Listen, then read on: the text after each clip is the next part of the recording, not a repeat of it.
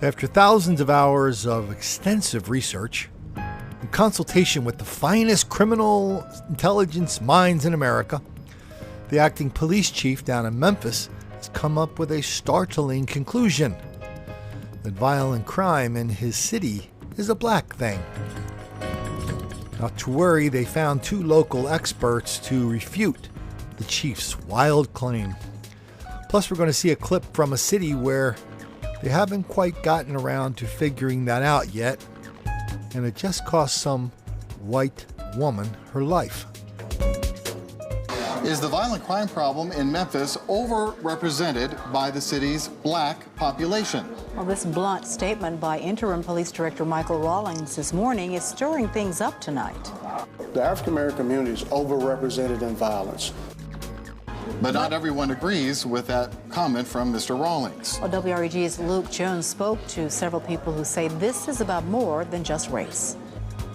If you had to put a face on the violence in Memphis, MPD's interim director Michael Rawlings says it might look like this, or this, or this. 118 homicides, the majority of my victims and my suspects are African American. But many Memphians beg to differ.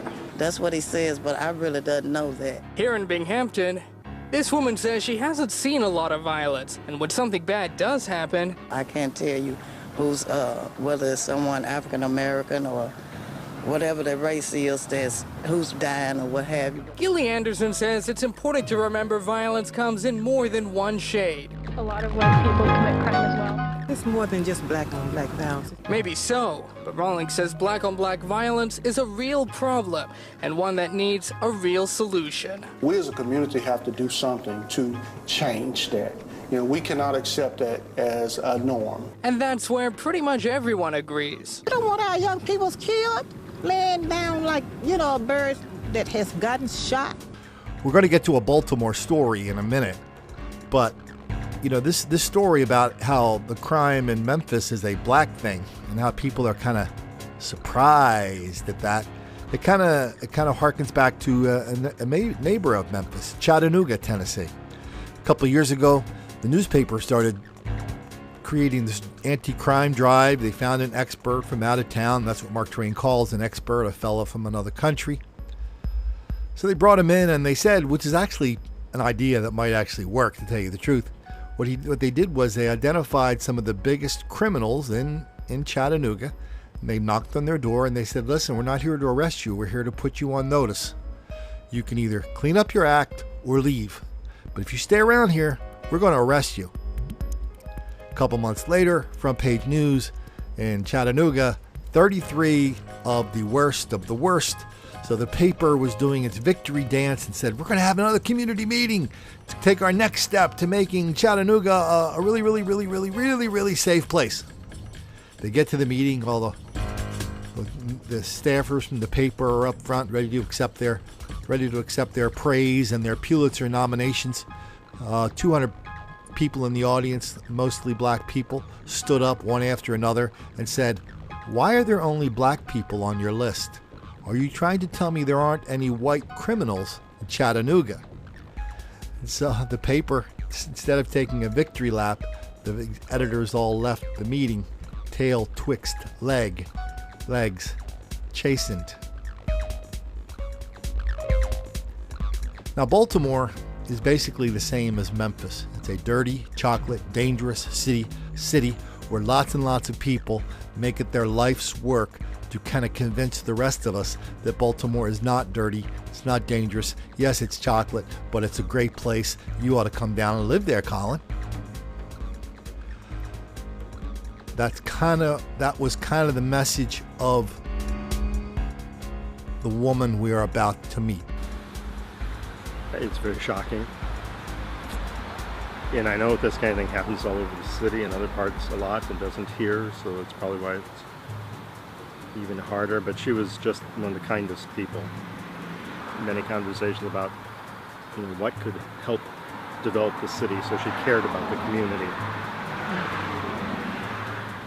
She loved her animals. Just had a new rescue dog that Sushi was walking.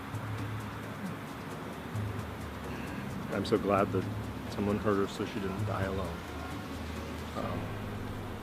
You know, when you live in a city like Baltimore or Memphis and Chattanooga, you really don't know what kind of crime is happening in your neighborhood. You might know if you see the cop cars across the street and there's a dead body there, but otherwise, unless you're some kind of super sleuth willing to go into the newspaper and check the records and subscribe to the police department press release page, and even that, you're going to miss a lot of crimes. You just do not know how much crime's in your neighborhood. You know, they don't run the sirens, right?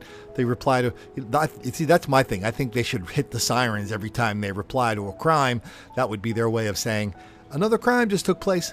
But in Baltimore, everybody's all about ignoring, denying, condoning, excusing, encouraging, and even lying about it. So I don't know which category this guy we just heard from falls into, but he's definitely living in this world of denial, deceit, and delusion where Baltimore is a dangerous place, except for this one tiny little corner of Baltimore that he and his friends have carved out.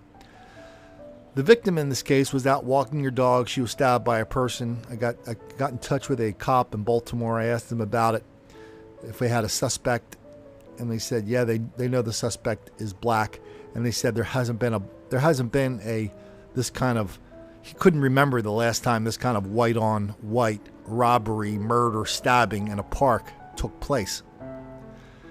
A word about the victim.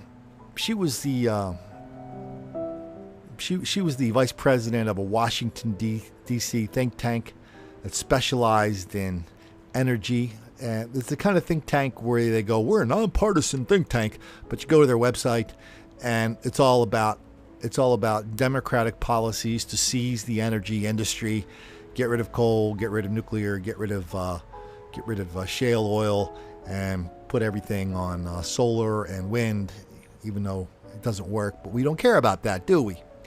And so if it's when somebody's like into this massive denial, deceit, delusion in one part of their life, it's not surprising to see it spill over into other parts of their life. So this woman was living in Baltimore, and this is going to sound, I should have more empathy for this victim. But if you're going to be a white person in Baltimore and you are going to be spreading fairy tales about what kind of city that is, how it's a great place for people to live, you live there for 20 years, nothing's ever happened to you. If you are going to shut your eyes to this enormous danger that's in Baltimore and how white people are targeted for violence in Baltimore, if you're going to shut your eyes to that, there's nothing good old Colin can do about it, except remind the next victim, don't make the black kids angry.